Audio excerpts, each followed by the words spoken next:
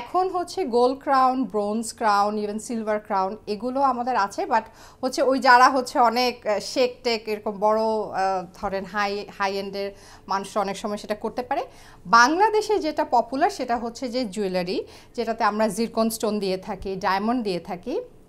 এটা হচ্ছে জাস্ট একটা বন্ডিংয়ের মাধ্যমে আমরা দাঁতের মধ্যে একটা জুয়েলারি, একটা দাঁতের মধ্যে আমরা পিক করি, একটা বা দুইটা দাঁতে পেশেন্ট ক্লায়েন্টের আসলে নিড অনুযায়ী আমরা জিরকন দিতে পারি, আমরা হচ্ছে হোয়াইট স্টোন দিতে পারি, আমরা হচ্ছে ডায়মন্ড দিতে পারি, অথবা কেউ যদি চাই আমরা গোল্ড ক্রাউনও দিতে পারি।